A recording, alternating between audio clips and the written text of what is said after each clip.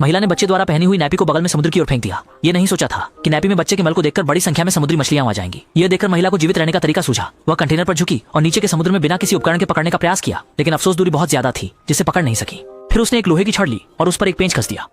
जब रस्सी बांधी गई तो एक साधारण मछली पकड़ने का उपकरण सफलतापूर्वक तैयार हो गया। यह उसका समुद्र में फंसा हुआ 15वां दिन था। अगर वह सफलतापूर्वक समुद्री मछली पकड़ सके तो उसके और बच्चे के खाने की समस्या हल हो जाएगी। लेकिन जब भी वह उपकरण को समुद्र में फेंकती, मछली जैसे पहले से अनुमान लगाकर बच निकलती। यहाँ तक कि महिला ने सैकड़ों बार कोशिश की, लेकिन एक भी मछली को वह सफलतापूर्वक पकड़ नहीं सकी। एक तरफ भूख से तड़पते बच्चे को देखते हुए महिला को अच्छी तरह पता था कि अगर बच्चा जल्दी ही कुछ नहीं खाएगा तो देर सवेर भूख से मर जाएगा। इस समय एक विमान आकाश में उड़ रहा था। यह महिला के इतने दिनों से फंसे होने के दौरान पहली बार बचाव की उम्मीद देखी। उसने तुरंत कंटेनर में छलांग लगाई, फिर एक टीवी स्क्रीन को तोड़ दिया, सोचते हुए कि शायद कांच की चमक से विमान का ध्यान आकर्षित हो सके। हालांकि जैसे ही वह बाहर लौटने की तैयारी कर रही थी, तभी एक अप्रत्याशित घटना घट गई। महिला के अत्यधिक अधीर होने के कारण उसके जांघ पर निकलने के स्थान के धातु से 1 मीटर लंबा घाव हो गया। लेकिन इस समय महिला दर्द की परवाह नहीं कर सकती थी। वह सिर्फ चुभन को सहन करते हुए कांच को ऊपर के विमान की ओर लहराने लगी। लेकिन कांच की चमक और समुद्र की सतह की चमक लगभग एक जैसी ही थी। विमान में लोग महिला की मदद की पुकार को बिल्कुल नहीं देख सके।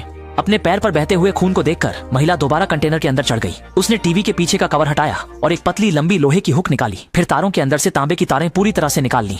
तेज शराब से पैर पर हुए घाव को सरल रूप से कीटाणु रहित करने के बाद महिला ने असहनीय दर्द को बर्दाश्त करते हुए अभी अभी ली गई लोहे के तार और तांबे की तार का उपयोग करते हुए पैर के घाव को सिल दिया। इस बीच जब दर्द से महिला लगभग बेहोश होने वाली थी तो पास की हेडफोन की तार ने उसे नई उम्मीद दी। उस रात महिला ने सभी हेडफोन की तार को ध्यान से बुनना शुरू किया। धीरे धीरे एक मछली पकड़ने का जाल बन रहा था। सुबह होते ही महिला तैयार मछली जाल लेकर बाहर पहुंची। उसने मछली जाल को पानी में डाल दिया। जाल के ऊपर 2 लकड़ी की छड़ें जोड़ी थीं। जब बच्चे की नैपी को फिर से समुद्र में फेंका गया तो बड़ी संख्या में समुद्री मछलियां भोजन के आकर्षण में जाल में आ गईं। जैसे ही सही समय आया, महिला ने तुरंत जाल खींच लिया। 16 दिन तक बिना भोजन के रहने के बाद उसने पहली बार भोजन किया।